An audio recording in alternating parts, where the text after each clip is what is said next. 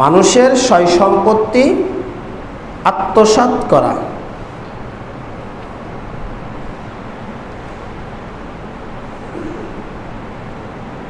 মানুষের সয় সম্পত্তি যদি মানুষ আত্মসাৎ করে, মেরে খায়, বাটফারি করে খায়, চিটারি করে, হক মেরে খায়, এর জন্য সরাসরি জাহান্নাম। মানুষের সম্পত্তি আত্মসাৎ করলে সে যাবে জাহান্নাম। আল্লাহ রাব্বুল আলামিন বলছেন, ওয়া মান ইয়াগুলুল ইয়াতি বিমা ইয়াউমাল কিয়ামাহ, কিয়ামতের ময়দানে যে ব্যক্তি খেয়ানত করবে সেই ব্যক্তিকে উঠতে হবে। ওয়া মান ইয়াগুলুল ইয়াতি বিমা ইয়াউমাল কিয়ামাহ, আল্লাহ রাব্বুল আলামিন বলছেন, যে ব্যক্তি খেয়ানত করবে তাকে কিয়ামতের দিন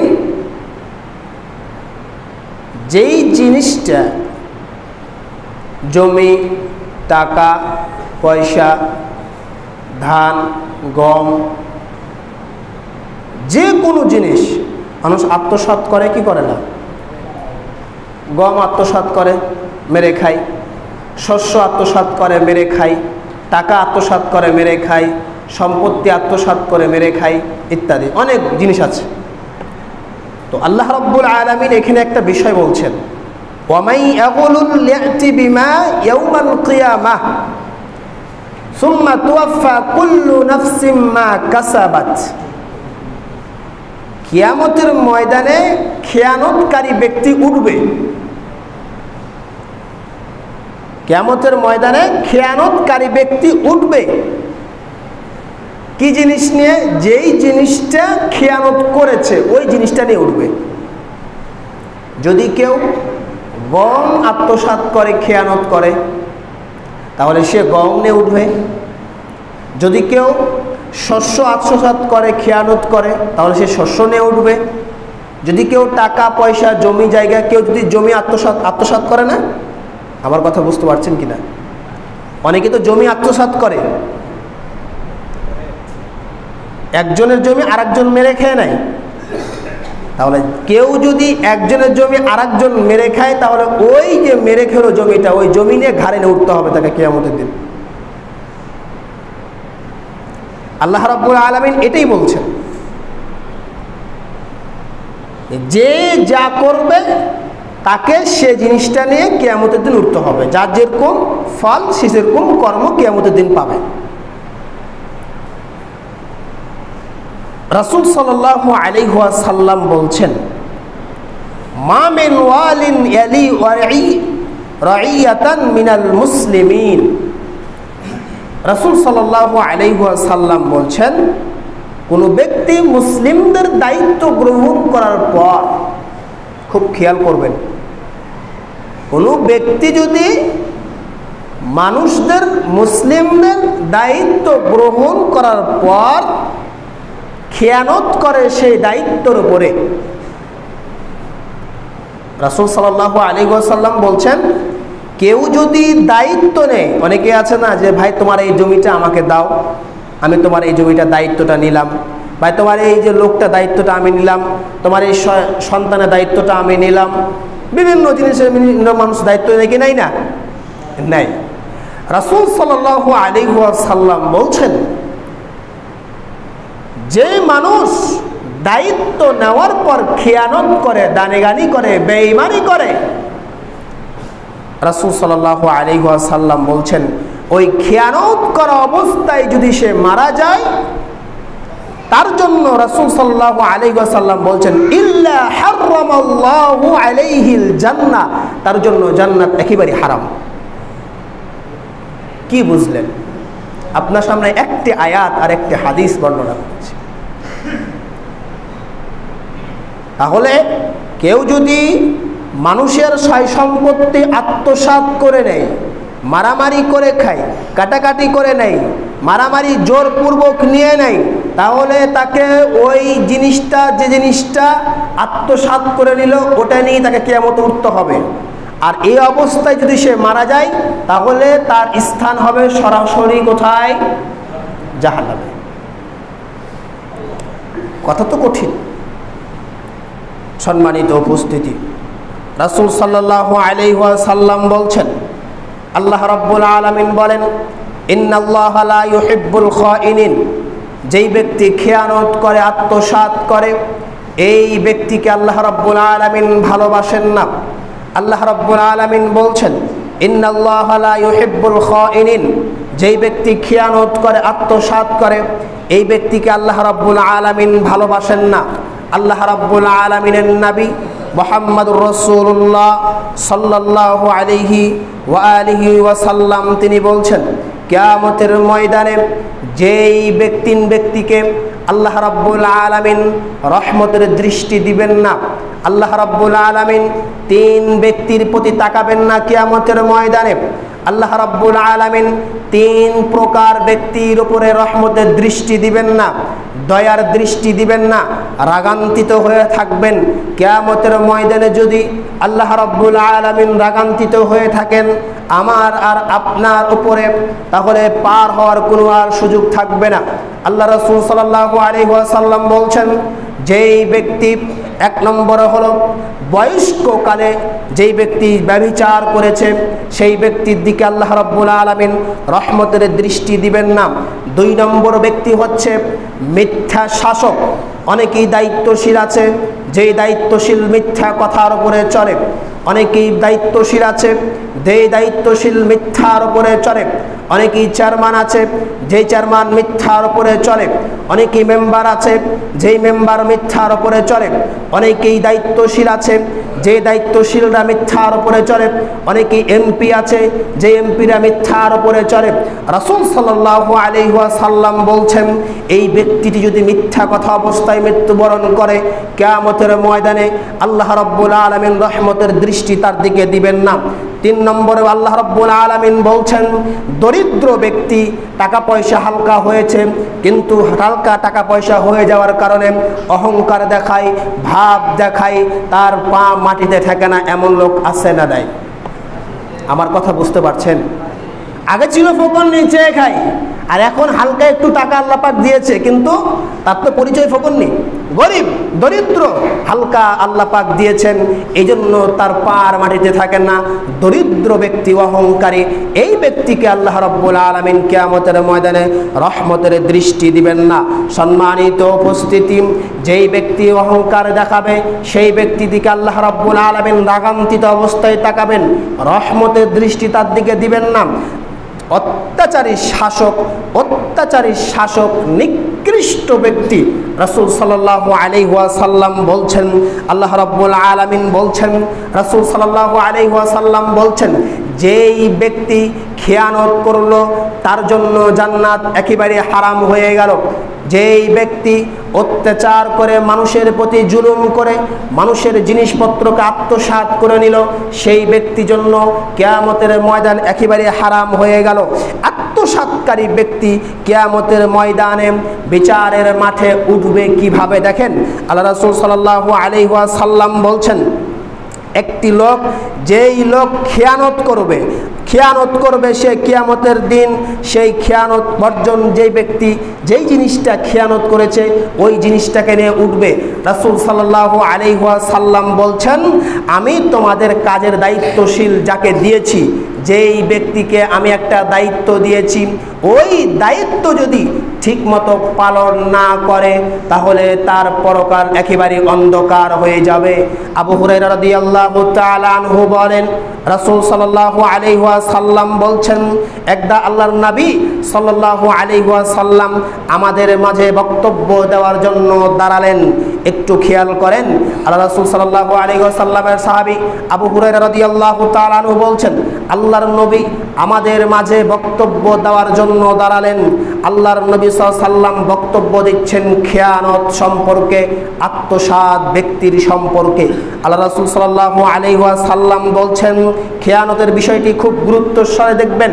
খেয়ানত এমন একটি খারাপ জিনিস, খেয়ানত এমন একটি খারাপ জিনিস, সারা জীবন আপনি আমল করে গেলেন, সারা জীবন আপনি আখলাক চরিত্র সব ঠিক করলেন, কিন্তু মানুষের সাথে আপনি খেয়ানত করেছেন, আত্মসাৎ করেছেন।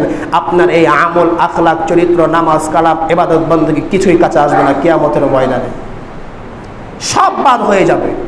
এই জন্য খেয়ানতের বিষয়ে আল্লাহ রাসূল সাল্লাল্লাহু আলাইহি ওয়াসাল্লাম খুব গুরুত্বের সাথে বলছেন। আল্লাহ রাসূল সাল্লাল্লাহু আলাইহি ওয়াসাল্লাম বলছেন, কিয়ামতের ময়দানে আমি যেন তোমাদেরকে দেখতে কাউকে না পাই এমন অবস্থায় যে তার কাঁধের উপরে উট চিৎকার করছে। আল্লাহ রাসূল সাল্লাল্লাহু আলাইহি ওয়াসাল্লাম বলছেন, সাহাবায়ে কেরাম তোমরা শুনো, কিয়ামতের ময়দানে এমন ব্যক্তিকে যেন আমি না দেখি যেই ব্যক্তির কাঁধের উপরে উট দৌড়াদৌড়ি করছে, উট দৌড়াদৌড়ি করবে, উট উট। আল্লাহ রাসূল বলছেন যে এমন ব্যক্তিকে যেন আমি দেখতে না পাই যেই ব্যক্তির কাঁধের উপরে উট দৌড়াদৌড়ি করছে।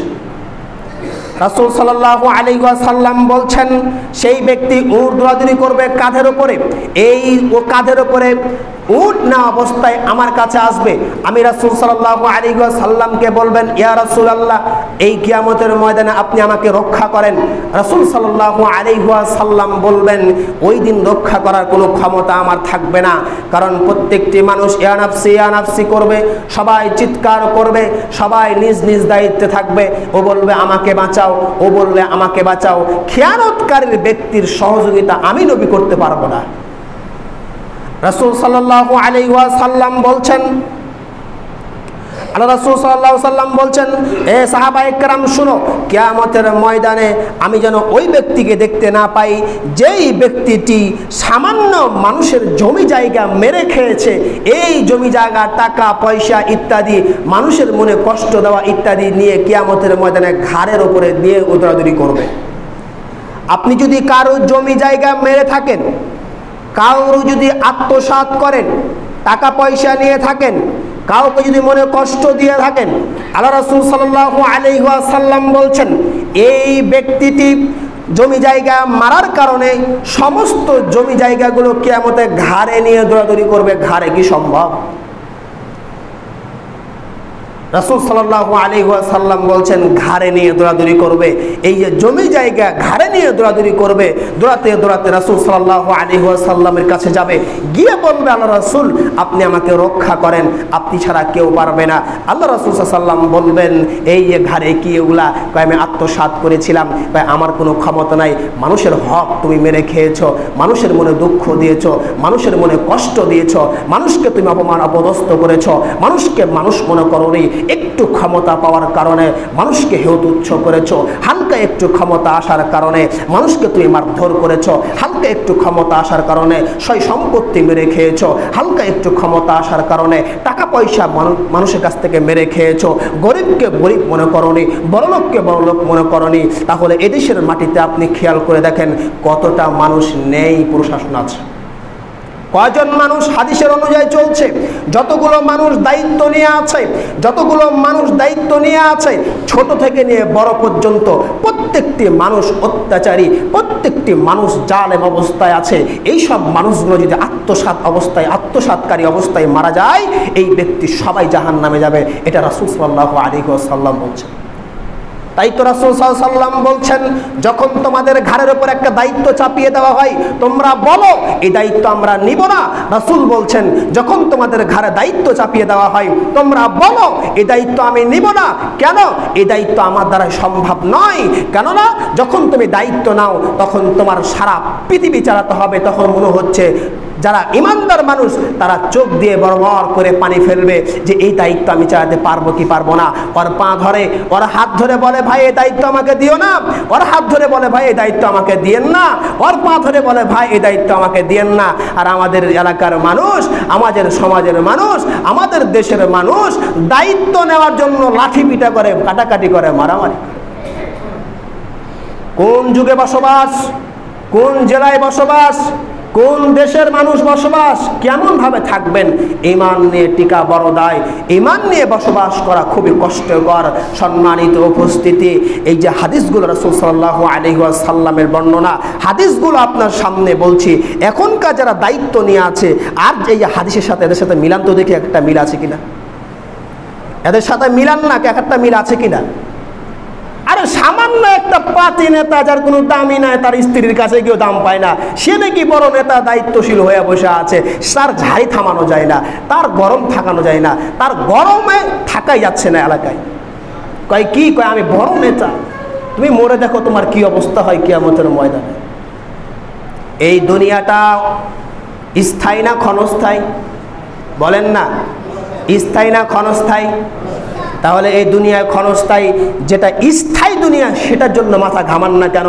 কেন এই ক্ষণস্থায়ী দুনিয়ার জন্য আপনি মাথা পাগল হয়ে আছেন? কেন এই দুনিয়ার জন্য আপনি পাগল হয়ে আছেন? আর এই ক্ষমতা তো যে সেই পেতে পারে, ক্ষমতা তো যে সেই পেতে পারে যার ভিতরে একটু সামান্য ঈমান আছে, যার ভিতরে একটু সামান্য আল্লাহর ভয় আছে, যার ভিতরে একটু সামান্য কবর আযাবের ভয় আছে, যার ভিতরে সামান্য একটি জাহান্নামের আগুনের ভয় আছে। এই ব্যক্তিটি দায়িত্ব না নেওয়ার কারণে মানুষের হাত তো দূরের কথা, পা পর্যন্ত ধরবে। কয় এই দায়িত্ব আমার দ্বারাই চালা হবে না, আসছি পৃথিবীতে কয়দিনকার জন্য, ইবাদত বান্দেগি করবো আর পৃথিবী জমিন থেকে বিদায় নিয়ে চলে যাব। এই চিন্তাধারা বাদ না দিয়ে কয় কি লাগবে, অস্ত্র লাগুক আর টাকা লাগুক, ক্ষমতা হাতে আসতে হবে। কি লাগবে, অস্ত্র আর ক্ষমতা, যা লাগবে লাও। আর এই বোকা মুসলমান, বোকা পাবলিক, অফিসার সাহেব ঘরে মতো বসে আছে, অফিসে বসে আছে, ওখান থেকে অর্ডার করে। আর এই মূর্খ অজ্ঞ জাতি, এই বোকা জাতি লাঠি পিটা করে, মারামারি করে রাস্তাঘাটে। অফিসার সাহেব ঘরের ভিতর বসে থেকে অর্ডার দেয়, আর এই পাবলিক বোকা মুসলমান, বোকা জাতি মারামারি করে, কাটাকাটি করে মাঠের ভিতরে গিয়ে। কই তোমার অফিসার তো একবার আসলো না তোমার সাথে মাঠে ময়দানে নামার জন্য, তুমি ওর কথা লাচালাচি করলে কেন? রাসূল সাল্লাল্লাহু আলাইহি ওয়াসাল্লাম বলছেন, এমন একটা সময় আসবে যেই সময়টাই মানুষ মারামারি কাটাকাটি বৃদ্ধি পাবে, যেই সময়টাই মানুষ মারামারি বেশি করবে, কাটাকাটি বেশি করবে। মানুষ মানুষকে মারবে, বুঝবে না, জানবে না কেন মারছি তাকে আমি। এখন এই অবস্থা আছে না নাই বলেন? আমি একটা দলকে মারছি, কেন মারছি? এটা প্রতিহিংসা। কেউ কি বলবে যে ইসলাম কায়েম করার জন্য মারছি ওকে আমি? আছে এমন কেউ? আমি কি মারছি একজন ব্যক্তিকে, আমি কি বলছি ভাই আপনি যদি বলেন কেন মারছেন, তখন কি আমি বলবো ওকে আমি ইসলাম কায়েম করার জন্য মারছি? এটা রাসূল বলছেন এমন একটা সময় আসবে যেই সময়টাই মানুষের মারামারি বেশি হবে, কাটাকাটি বেশি হয়ে যাবে। যেই মানুষটি মানুষকে মারবে, বুঝবে না কেন মারছে। একজন মানুষ যদি মৃত্যুবরণ করে, সে মৃত্যুবরণ করলো কেন এটা বুঝবে না। আমি যদি একজন ব্যক্তিকে মারি, কেন মারছি ওকে আমি, এটাও আমি বুঝবো না। কেন? আমার বড় অফিসার আমাকে অর্ডার দিয়েছে, চামচা হয়ে কাজ করতেছে। রাসূল সাল্লাল্লাহু আলাইহি ওয়াসাল্লাম বলছেন, সেই সময়তে তোমরা ঈমান নিয়ে থাকবে, ঈমান নিয়ে থাকাটা তোমার জন্য খুব কষ্টকর হয়ে যাবে। অতএব সাবধান থেকো, সব সময় আল্লাহর কথা স্মরণ রাখবে, আল্লাহর কথা ভয়ে থাকবে, আল্লাহকে কখনো তোমরা ভুলবে না।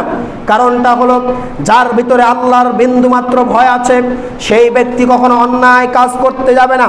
রাসূল সাল্লাল্লাহু আলাইহি ওয়াসাল্লাম বলছেন, আল্লাহ রাব্বুল আলামিন বলছেন, কিয়ামতের ময়দানে খেয়ানত সম্পর্কে আল্লাহ রাসূল সাল্লাল্লাহু আলাইহি ওয়াসাল্লাম বলছেন, কিয়ামতের ময়দানে মানুষকে যখন উঠানো হবে, মানুষকে উঠানোর পর কার সয় সম্পত্তি আপনি মেরে খেয়েছেন, কার সয় সম্পত্তি আপনি আত্মসাৎ করেছেন, বিচার তো অবশ্যই হবে। আল্লাহর কাছে যখন দরখাস্ত জানাবে, আল্লাহ অমুক চেয়ারম্যান, অমুক মেম্বার, অমুক নেতা, অমুক ছিঁড়াতেনা, অমুক ব্যক্তি আমার এই জিনিসটা নিয়ে নিয়েছে, আল্লাহ একটু বিচার করে দাও না, আমার তো কিছু নাই। আল্লাহ বলবেন ঠিক আছে, দাঁড়াও তোমার বিচার করে দেই। যখন খাতা খোলা হবে, দেখবে আপনি অমুক জনের ব্যক্তির 1 বিঘা জমি আত্মসাৎ করে বসে আছেন। আল্লাহ বলবেন, এর 1 বিঘা জমি তুমি আত্মসাৎ করে নিয়ে আছো, এখন তুমি যেমন জমিটা ফেরত দাও সম্ভব। আমার কথা বুঝতে পারছেন? আল্লাহ বলবেন 1 বিঘা জমি তুমি আত্মসাৎ করে নিয়ে আছো, এই 1 বিঘা জমিটা তুমি আমাকে ফেরত দাও কিয়ামতে। পারবেন? আমার কথা কি বুঝতে পারছেন? পারবেন? সম্ভব আছে? কোন দিকে রাস্তা আছে? আল্লাহ রাব্বুল আলামিন যখন এই কথা বলবেন, বান্দা বলবে আল্লাহ আমার তো জমি জায়গা এখন নাই, টাকা পয়সা তো এখন নাই, এখন আমি কি করব? আল্লাহ বলবেন আমার নবী, তোমার নবী কি বলেনি, তোমাকে কি সাবধান করেনি মানুষের জমি আত্মসাৎ করা কত বড় অপরাধ, মানুষের জমি আত্মসাৎ করা কত বড় ক্ষতি, তোমাকে বলেনি? আল্লাহ বলেছিল কিন্তু মানেনি, ক্ষমতার অন্ধ হয়ে গেছিলাম, টাকা পয়সার অন্ধ হয়ে গেছিলাম, ক্ষমতার অন্ধ হয়ে গেছিলাম, ক্ষমতা খাটাবার খালি চেষ্টা করেছি, মানুষকে মানুষ মনে করিনি। আল্লাহ আবার আপনি দুনিয়াতে আমাকে পাঠিয়ে দেন, এবার আপনার ইবাদত ছাড়া আমি কার ইবাদত করব না? হে বাঙালি বলবে আল্লাহর কাছে। আল্লাহ বলবেন বান্দা পৃথিবীতে মানুষ একবার যায়, দুইবার নয়, পৃথিবীতে আমি তোমাকে পাঠিয়েছিলাম কেন তুমি জানো? ওয়ালানাবলুওয়ান্নাকুম বিখাইরিম, আল্লাহ রাব্বুল আলামিন বলছেন ওয়ালানাবলুওয়ান্নাকুম বিশাররিম মিনাল খাউফি ওয়াল জুই ওয়া নাকসিম মিনাল আমওয়ালি ওয়াল আনফুসি ওয়াস সামারাত। আল্লাহ রাব্বুল আলামিন অন্যত্র ভিতরে আরো বলছেন আল্লাযী খালাকাল মাউতা ওয়াল হায়াতা লিয়াবলুয়াকুম আইয়ুকুম আহসানু আমালা ওয়া হুয়াল আজিজুল গফুর। আল্লাহ রাব্বুল আলামিন অসংখ্য আয়াতে বলছেন বান্দা পৃথিবীতে তোমাকে আমি ক্ষমতার জন্য তো পাঠাইনি, তোমাকে তো আমি রাষ্ট্র পরিচালনার জন্য পাঠাইনি, আমি তো তোমাকে বাটফারি করার জন্য পাঠাইনি, তোমাকে নেতা হওয়ার জন্য পাঠাইনি, আমি তোমাকে পাঠিয়েছিলাম আমার ইবাদত করার জন্য। আর তুমি দায়িত্ব নেওয়ার জন্য মারামারি কাটাকাটি হাঙ্গামা কত মানুষের জীবন নিয়েছো তুমি বান্দা, এই জন্য তো তোমাকে পাঠাইনি, আমার ইবাদতের জন্য তোমাকে পাঠিয়েছিলাম। আর কোনো কৈফত হবে না, 1 বিঘা জমি নিয়েছো, 1 বিঘা জমি ফেরত দাও। আল্লাহ যখন এই কথা বলবে বান্দা বলবে আমার কোনো ক্ষমতা নাই। আল্লাহ বলবে ঠিক আছে, তোমার যেহেতু কোনো ক্ষমতা নাই তাহলে তোমার নেকি থেকে তাকে নেকি দিয়ে দাও, তার পাপগুলো তুমি নিয়ে নাও। আল্লাহ বলবেন ফেরেশতারা এর নেকির পাল্লা ভারী ছিল, এর পাপের পাল্লা ভারী ছিল, এর নেকি থেকে যেহেতু এই ব্যক্তির চলে আসলো নেকির কাছে, তাহলে এই ব্যক্তির নেকির পাল্লা হালকা হয়ে গেল, তার পাপগুলো তাকে দিয়ে দাও, তাহলে এই ব্যক্তিকে তুমি জাহান্নামে ফেলে দাও, আর জাহান্নাম ব্যক্তি তুমি জান্নাতের ভিতরে দিয়ে দাও। এটা হচ্ছে আল্লাহর বিচার।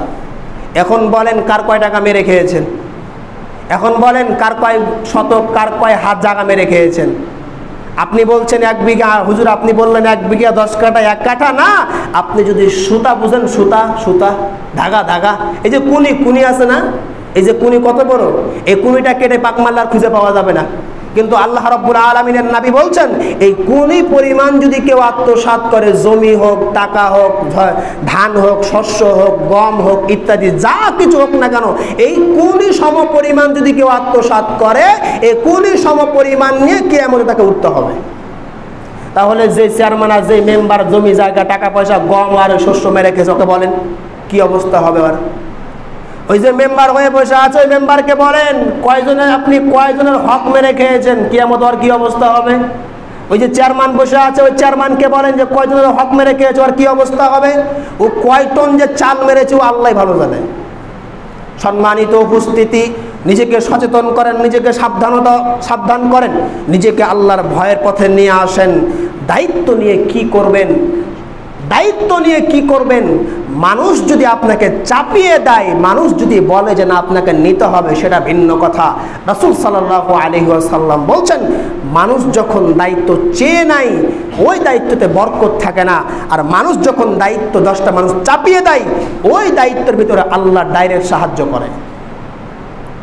আমার কথা বুঝতে পেরেছেন? সাধারণ স্যাম্পল একটা উদাহরণ দেই আমি যদি এই মসজিদের সেক্রেটারি বা সভাপতি হই, এখন যদি আমি বলি ভাই সেক্রেটারি সভাপতির পদটা আমাকে দেন, এভাবে যদি আমি চেয়ে নেই, রাসূল বলতেছেন যে এই চেয়ে নেওয়াটার কারণে আল্লাহর লানত পড়বে। কি পড়বে? আর এখন যদি সমস্ত জনগণ বলে যে মসজিদের সেক্রেটারি সভাপতির দায়িত্বটা হুজুর আপনাকে দিয়ে দিলাম, আপনাকে চালাতে হবে, আমি বলছি আমি নিব না, আমাকে দিয়েন না, আমি পারবো না, আমার দ্বারাই হবে না, এগুলা জোরপূর্বক দিচ্ছেন যা নিতে হবে আপনাকে, আপনি দেওয়ার জন্য আমার হাত ধরতেছেন। আল্লাহ রাসূল সাল্লাল্লাহু আলাইহি ওয়াসাল্লাম বলছেন আল্লাহর পক্ষ থেকে ডাইরেক্ট সহযোগিতা আল্লাহর পক্ষ থেকে নামবে। এখন বলেন যে সমস্ত মানুষগুলো রাষ্ট্রের দায়িত্ব নিয়ে আছে, তারা কতজন মানুষ চাপিয়ে দিচ্ছে তাদের দায়িত্বের কাছে? কয়জন মানুষ বলেছে ভাই আপনি দায়িত্বটা নেন? দায়িত্ব নেওয়ার জন্য মারামারি আর কাটাকাটি করে। সম্মানিত উপস্থিতি, বলতে গেলে তো মেলাই কথা হবে, কিন্তু কি বলবো বলেন, কি করবেন?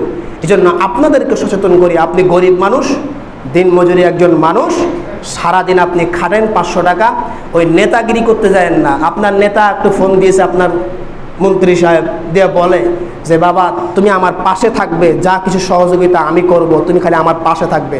এই লোভ থামতে না পারে আপনি চলে গেলেন। 5 বছর ক্ষমতা থাকার পর 6 বছর বলে আপনাকে আর খুঁজে পাওয়া যায় না, তো কী লাভ হলো আপনার? আমার কথা বুঝতে পারছেন? 5 বছর ক্ষমতা থাকার পর 6 বছর বলে আপনাকে আর খুঁজে পাওয়া যায় না, তা আপনার সংসারও গেল, আপনার মন্ত্রীও গেল, তো কী লাভ হলো আপনার? লোভে পড়িয়েন না, ক্ষমতার লোভে পড়িয়েন না।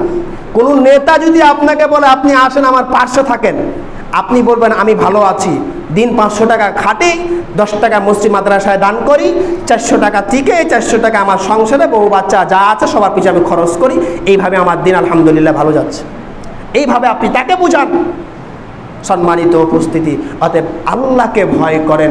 আল্লাহর ভয় যদি অন্তরে না থাকে, একজন মানুষের পৃথিবীর সমস্ত নোংরা নিকৃষ্ট কাজ করা সম্ভব। আর যার ভিতরে আল্লাহর ভয় নাই, যার ভিতরে আল্লাহর ভয় আছে, যে ব্যক্তি আল্লাহকে ভয় করে, এই ব্যক্তি কখনো কোনোদিন নোংরা বর্বরতা জঘন্য কাজ করতে আশপাশও যাবে না। আর আল্লাহর ভয় যার ভিতরে নাই, এই ব্যক্তি সব কিছু করতে পারবে, এর দ্বারা সব কিছু সম্ভব। আল্লাহ পাক রব্বুল আলামিনের কাছে দোয়া করি, আল্লাহ তুমি আমাদের সবাইকে এই নোংরা বর্বরতা রাজনীতি থেকে আপনি আমাদেরকে সবাইকে হেফাজত করেন। আল্লাহুম্মা আমিন, আল্লাহুম্মা আমিন। আল্লাহর কাছে দোয়া করি, আল্লাহ এই নোংরা দায়িত্ব থেকে আপনি আমাদেরকে হেফাজত করেন। আল্লাহুম্মা আমিন, আল্লাহুম্মা আমিন। আল্লাহর কাছে দোয়া করি রব্বুল আলামিন, যত কিছু দায়িত্ব আমাদের মাঝে এসেছে আমরা যেন ঠিকমতো পালন করতে পারি। আপনি মনে করেন না দায়িত্ব আমি ছাড়া আছে, আপনিও দায়িত্বের ভিতরে আছেন। কি দায়িত্ব? আপনার স্ত্রীর দায়িত্ব, আপনার বাচ্চার দায়িত্ব, আপনার ফ্যামিলির দায়িত্ব, আপনার পরিবারের দায়িত্ব। এটা আপনার দায়িত্ব, আপনার বর্তবে। আপনি আপনার সন্তানকে কিভাবে খিলাচ্ছেন, আপনি আপনার স্ত্রীকে কিভাবে দিচ্ছেন, কিভাবে খাওয়াচ্ছেন, কতটুকু মারছেন আর কতটুকু চুলের মুঠি ধরছেন, এটারও হিসাব লাগে। খালি চুলের মুঠি ধরে পিঠা সোজা না, চুলের মুঠি ধরে কয়টা পিঠা দিলেন আপনি, এটারও হিসাব লাগবে আপনাকে। আমার কথা কি বুঝতে পারছেন? হাসিতে উড়িয়ে দিয়েন না কথাগুলোকে। আপনার চলাফেরা আর আপনার কথাবার্তা আর আপনার বাড়িতে থাকা এতটা নিকৃষ্ট, এতটা খারাপ, নিজেকে লজ্জা লাগে আপনার সামনে যেতে, নিজেকে লজ্জা লাগে। আপনি করলেন দোষ আর আমি যে গেলে লজ্জা লাগে।